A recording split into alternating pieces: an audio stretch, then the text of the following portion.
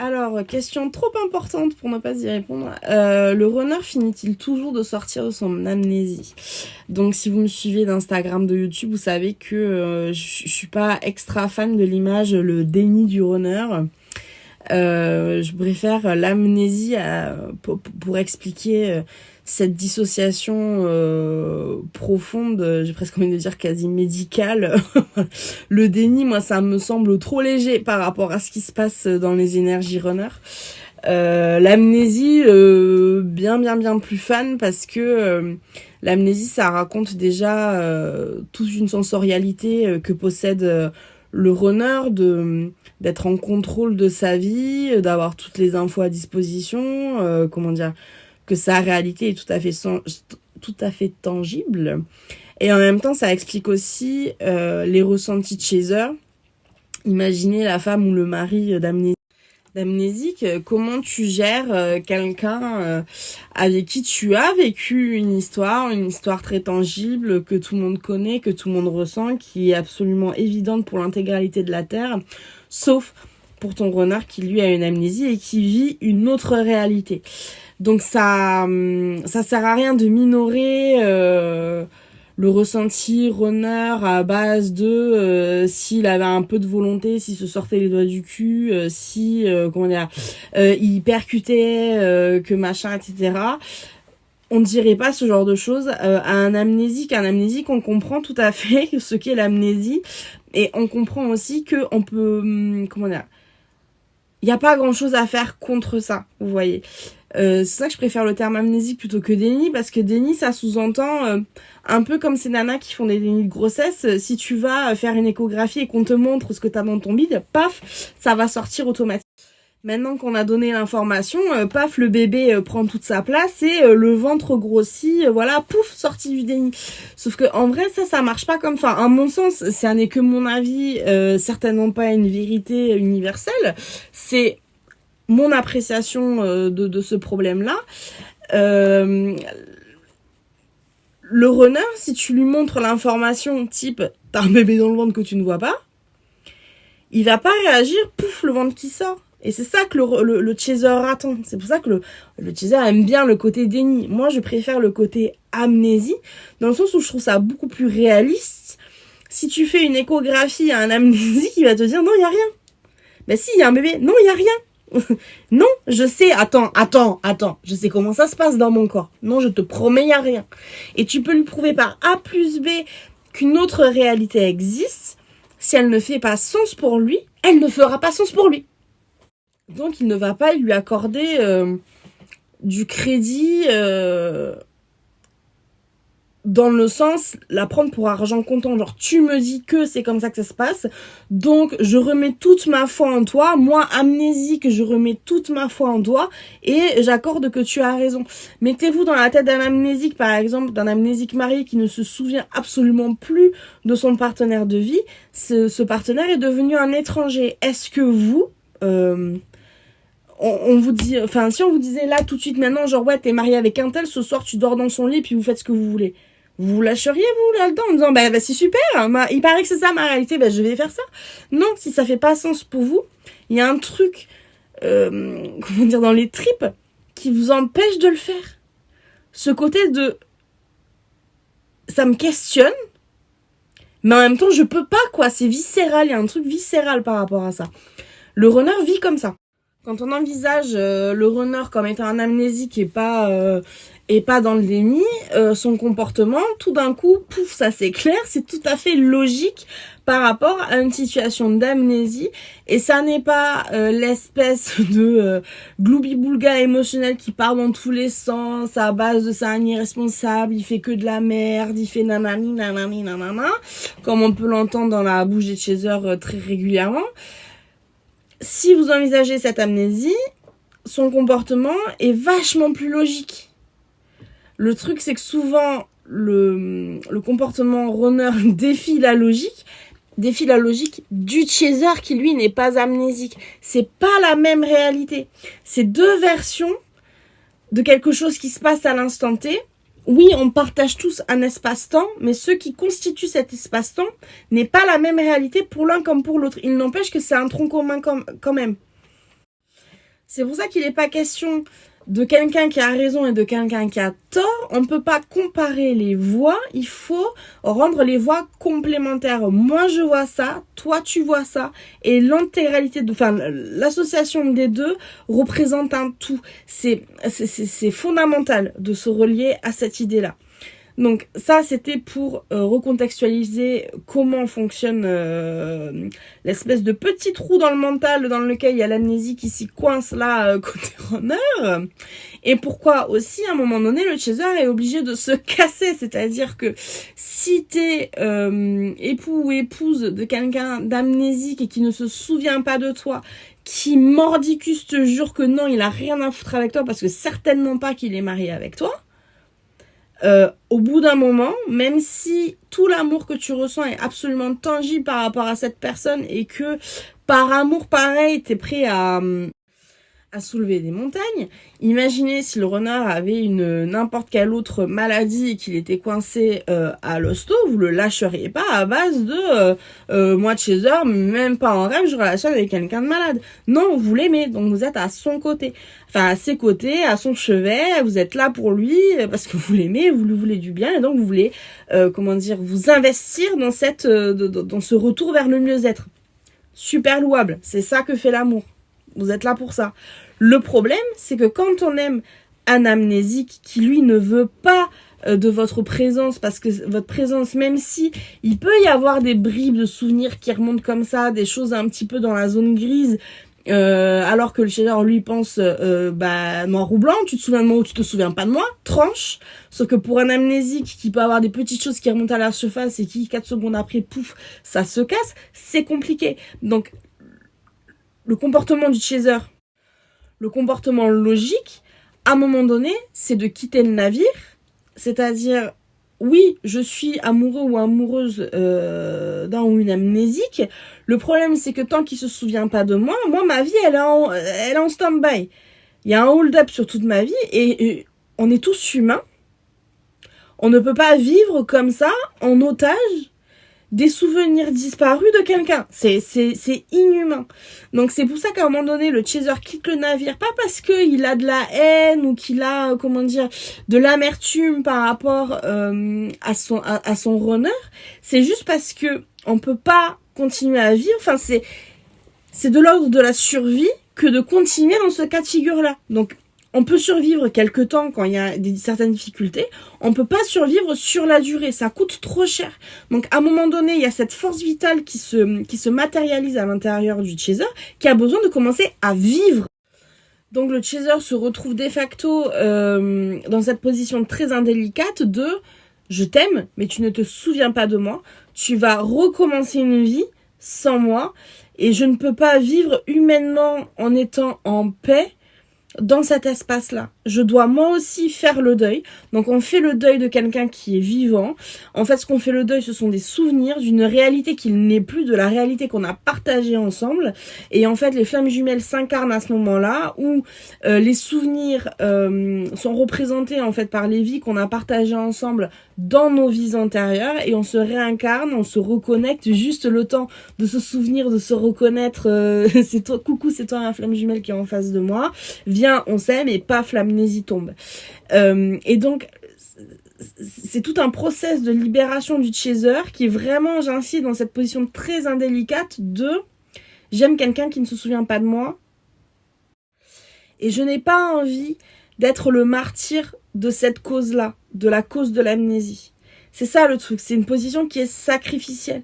Parce que tant qu'on aime, qu'on reste l'époux déchu, j'ai envie de dire, de l'amnésie, il y a cette position de sacrificielle. C'est la personne qui a été écartée. Donc, à un moment donné, le chaser se regaillardit, si vous voulez. Il est obligé de quitter ces énergies de survie pour rentrer dans des énergies de vie, de dynamiser la lumière, de dynamiser la joie en soi, de se reconnecter à son pouvoir créateur, à reprendre la main sur ces énergies. Ça passe forcément par un détachement du runner, aussi temporaire soit-il. Parfois, potentiellement, il peut être pérenne, mais bref, voilà. En gros, un détachement, sans se poser la question de savoir s'il sera pérenne ou temporaire, les deux sont possibles. Il n'empêche que le chaser doit partir, refaire sa vie. car pour sa survie en termes de santé mentale, sa survie émotionnelle, il est obligé à un moment donné de partir du principe que il est tout à fait probable que son runner ne sorte pas de son amnésie. Ça, c'est le point de vue du chaser, c'est celui qui le fait avancer, c'est la libération qui permet tout. À partir du moment où le chaser accepte ça, parce que souvent, il y a des chasers qui s'arrêtent juste avant ça, c'est-à-dire oui, mais il est amnésique, mais je l'aime tellement, tu comprends, je peux pas partir, nanana.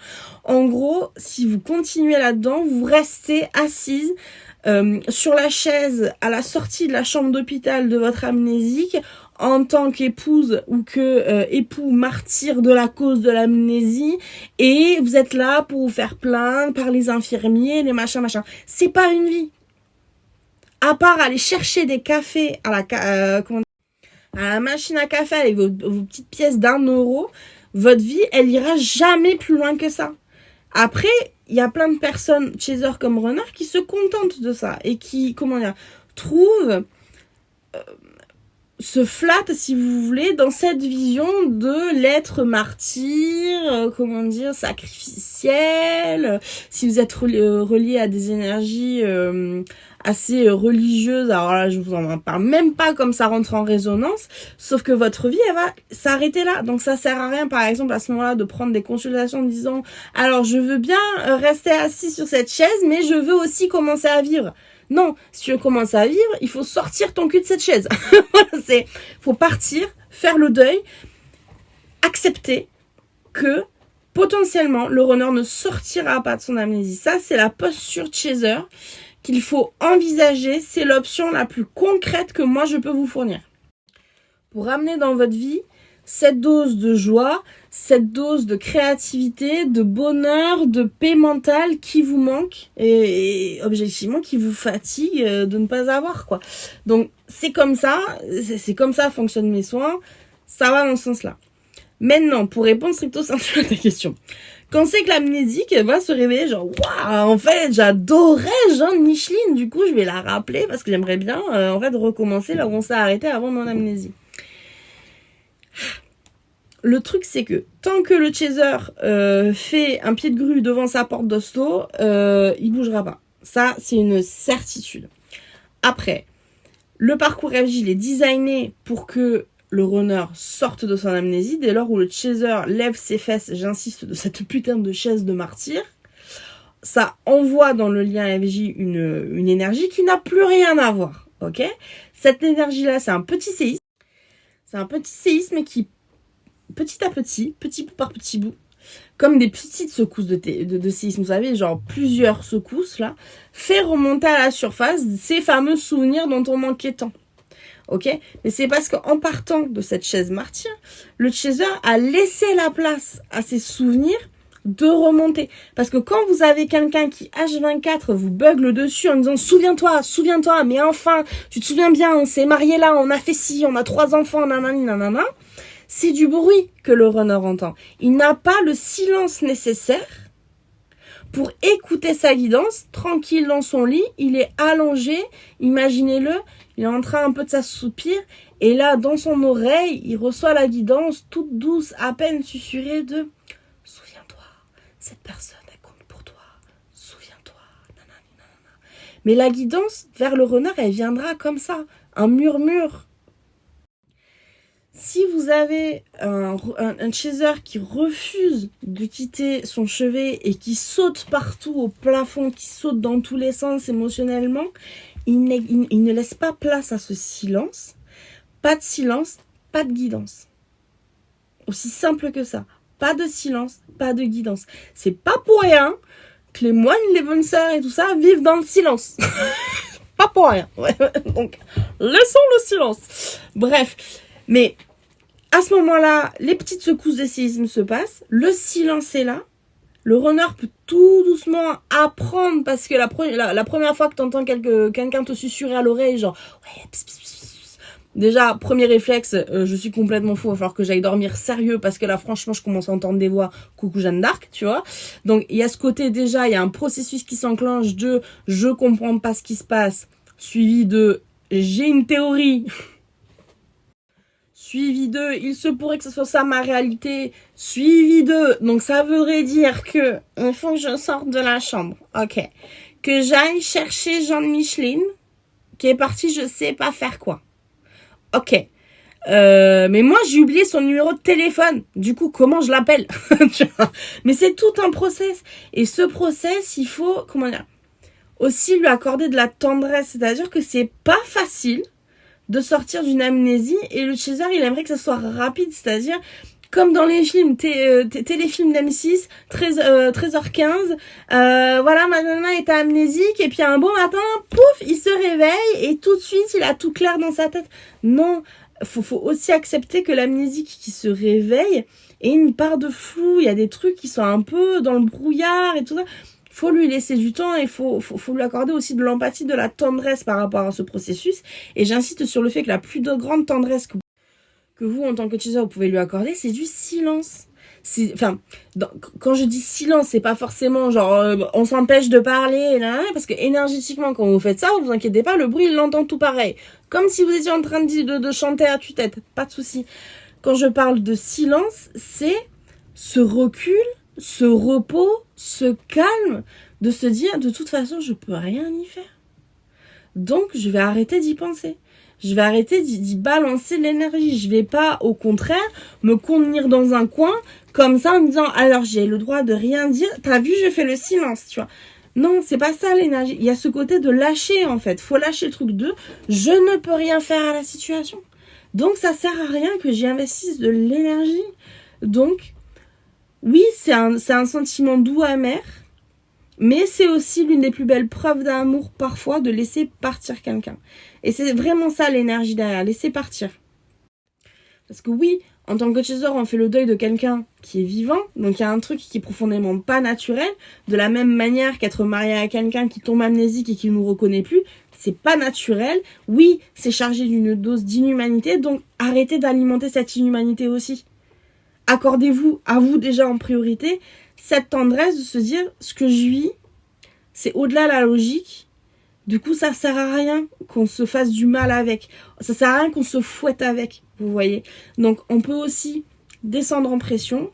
Je comprends que ma place, elle n'est pas sur cette putain de chaise de martyr.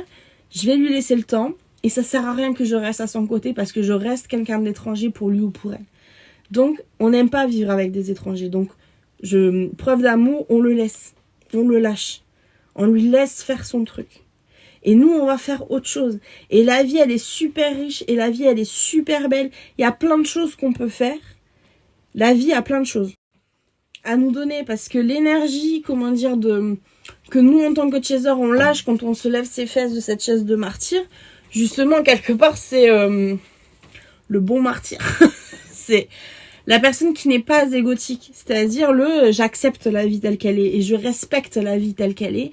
Si telle est ma vie, alors je respecte, c'est-à-dire que quelque chose doit venir pour moi par rapport à ça. Je fais confiance à la vie. Ce sont des énergies, en vrai, hyper humbles. Et, bon, c'est à l'opposé de l'humilité de dire ça, mais on récompense les personnes humbles, vous voyez. Quand on rencontre ces personnes, le cœur sur la main, franchement, qui donneraient leur chemise alors qu'elles ont déjà pas grand-chose, mais ce côté de qui ont ce recul sur la vie, cette simplicité d'être, voilà, ces personnes-là sont récompensées par la vie d'une manière ou d'une autre parce que la vie, l'énergie, la source, dites ce que vous voulez, aime le calme, aime la paix, aime l'humilité, de connaître sa place. Et si nous, en tant que chaser, on n'est pas capable de respecter et de comprendre quelle est notre place, comment voulez-vous que le renard fasse de même, que ce soit déjà pour vous, ou que ce soit pour lui-même? C'est pas possible. Si vous, en tant que personne complètement consciente et sachante, vous n'êtes même pas capable de faire cet effort-là, comment votre renard amnésique, lui, serait capable de fournir cet effort absolument surhumain à pousser au-delà de son amnésie pour réussir quelque chose que vous-même, alors que vous avez toutes vos capacités, tous vos souvenirs, toutes vos facultés, vous n'êtes pas foutu de faire pour vous-même. Enfin, ça a marché sur la tête. Donc, le renard, il sort de l'amnésie. En tout cas, l'opportunité de sortir de l'amnésie est là, vraiment, sincèrement, au moment où le chaser accepte aussi tout ça. Parce que lui, il va vibrer cette fréquence-là. Et il a besoin de la vibrer, quelque part, pour la montrer à son renard, pour lui dire, hey, tu vois, c'est super. Et que quelque part, ça devienne contagieux. Vous voyez? Mais ça, c'est, comment dire, c'est toujours un peu rapide de dire, oui, comment dire, on peut pas t'aimer si toi-même tu t'aimes pas. C'est un peu de cet acabit-là, mais franchement, si tout le monde le répète, c'est qu'à un moment donné, c'est pas complètement con non plus. C'est qu'il y a quand même des fondements là-dessus. Donc, on peut vous en parler de façon hyper exhaustive. Il n'empêche que c'est vraiment ça qui marche, quoi, vous voyez. Après, ça, c'est une grosse partie chaser aussi, parce que c'est un miroir, en fait, qui se passe entre le runner et le chaser à ce moment-là. Une fois que le chaser, lui, a rempli toute sa part, le runner aussi, il est confronté à un truc qui s'appelle le libre arbitre. C'est-à-dire que, comme je disais tout à l'heure, comme il y a plein de chasers qui adorent ce rôle de la chaise martyre, de « Oh, s'il vous plaît, je suis la victime de quelqu'un qui m'a oublié, nanana », le runner, de la même manière que le chaser peut rester s'ankylosé sur cette chaise à la con, le runner peut très bien aussi dire, en fait, c'est agréable d'être amnésique. L'amnésie, il y est pas bien, il y a à l'étroit, en termes d'abondance dans sa vie, ça va, ça vient, coup-ci, coup-ça, il y a des moments avec, des moments sans, etc. Mais il y a un équilibre qui se fait parce que de toute façon, il y a une habitude qui se fait dedans. Donc il y a plein de gens, flammes jumelles ou pas, qui aiment vivre concrètement dans leur merde. Et qui n'ont pas envie d'en changer. Parce que c'est ce qu'ils connaissent, en fait. Et pourquoi ça leur plaît? C'est parce qu'ils contrôlent. C'est parce qu'ils maîtrisent ça. C'est parce que dans ce quotidien qu'ils ont pour eux-mêmes, ils sont en totale maîtrise de ce qui se passe. Ça veut dire qu'il n'y a pas de surprise. Ça veut aussi dire qu'il n'y a rien ni personne qui vient les contredire. Ce sont des personnes souvent qui frôlent un peu l'hypersensibilité, mais d'une façon un peu égotique, cette hypersensibilité, c'est-à-dire si tu te positionnes différent de moi, tu es donc contre moi, donc tu me causes du stress, donc ça va pas, donc c'est pas possible, ça marchera pas. C'est pas aligné non plus, vous voyez. Mais c'est une position que le runner traumatique peut tout à fait accepter de vivre, parce que c'est une vie de passer pour la victime de tout et n'importe quoi, et franchement c'est confortable. Je vous dis ça, j'ai mon chauffe-eau qui commence à couler. Est-ce que ça fait pleurer des gens, ce que je suis en train de dire? Alors le but c'était pas de vous faire chialer ce soir. Je vous fais un gros câlin. Allez, on fait un gros câlin, voilà. Voilà. On chiale pas. Et le chauffe-eau garde son eau. Mais tout ça pour vous dire que il y a plein de personnes qui vivent ici, qui à un moment donné auront toujours trop peur de faire ce dernier pas. Ce dernier pas pour sortir de nos habitudes, de sortir de cette narration de la victime versus tous les bourreaux qui font votre vie insupportable, de c'est trop compliqué émotionnellement de gérer, mais la vie, sans dire qu'elle est compliquée, elle aura toujours son lot de difficultés. Et par rapport à ces difficultés, il y aura toujours différentes attitudes. Ça, c'est comme les gosses. Si vous éduquez un gosse qui, dès qu'il tombe, vous faites « Oh là là, mon pauvre, oh là là, tu dois avoir mal, etc. » En face, vous avez un gamin qui va réagir exactement comme ça, qui va se mettre à chialer, qui va être chiant, impossible de le consoler. En gros, ça barbe. Ou alors, vous pouvez aussi dire « Ah, t'es tombé? Mais t'as mal? Non, ça va? Ça pique un peu? Bon, allez, on enchaîne. » Et là, vous aurez quelqu'un en face qui ne se laissera pas définir par la peur, qui ne se laissera pas définir par les erreurs du passé ou les gadins du passé, qui comprend que des fois dans la vie, il y a un gadin et que c'est pas parce qu'il y a un gadin que ça va nous empêcher de passer une mauvaise journée. Donc, il va y avoir une question de recul, de prise de recul par rapport à ça. Et de calibrer en fait la vie telle qu'elle est. C'est-à-dire, il y a du positif, il y a du négatif. Tous les positifs ne sont pas au summum du positif. Tous les négatifs non plus ne sont pas des drames. Mais ça, c'est sûr que ça demande une certaine gymnastique émotionnelle que tout le monde ne veut pas forcément donner. Enfin, ne veut pas forcément faire objectif. Enfin, je peux pas vous le dire autrement que comme ça. Il y a des gens qui aiment être malheureux. Et qui trouvent ça quelque part génial d'être comme ça, trouvent ça super confortable et qui se disent mais pourquoi j'irais faire de la gymnastique alors que je peux avoir ma maman qui accourt tout de suite avec ses grands bras en me disant oh pauvre petit bout de toi, viens je vais te faire des câlins parce que oh là là qu'est-ce que t'as dû souffrir alors qu'en fait tu t'es foutu une écharpe dans le doigt quoi. Donc ça va, personne va mourir, vous voyez, c'est des choix en fait, voilà. Le parcours de flamme jumelle va ouvrir des opportunités. Après, qui font les choix, ce sont les individus conscients. Donc, est-ce qu'il finit toujours de sortir de son amnésie? Il aura toujours l'opportunité de le faire, libre à lui de choisir ce qu'il veut faire. Le seul truc que toi tu peux faire dans ta mesure de chaser, c'est de montrer l'exemple. C'est-à-dire que si toi-même tu veux pas sortir ton cul en fait de la chaise de martyr, et lui ça ne lui donne absolument aucune raison de faire de même et de sortir de sa narration de victime, et que la vie est trop compliquée et que si on vient trop le gratter, ça ira pas parce que lui est une pauvre victime d'amnésie, tu comprends, il est hypersensible. C'est ça le truc, vous voyez. Donc c'est toi, ton seul job, c'est de montrer l'exemple. Et pour montrer l'exemple, c'est pas « Attention, hein, regarde, je fais bien, hein, mais tu me regardes bien, hein, parce qu'il va falloir que tu fasses pareil, hein. Attention, hein, attention, hein. » Enfin, moi, les mamans comme ça, tu vois. Non, c'est tu le fais. Tu fais pas la comédie. T'es pas là pour faire du théâtre. On n'est pas là pour faire des œuvres de fiction. On est là pour vivre la vie. Donc, tu le fais. Tu te lèves et tu te casses. Voilà, c'est le seul truc que toi tu peux faire pour en face dynamiser cette énergie-là, et pas la dynamiser en étant dur, ouais, c'est-à-dire genre, oh, arrête de chialer Pénélope, allez, vas-y, t'enchaînes. Non, c'est pas ça dont on est en train de parler.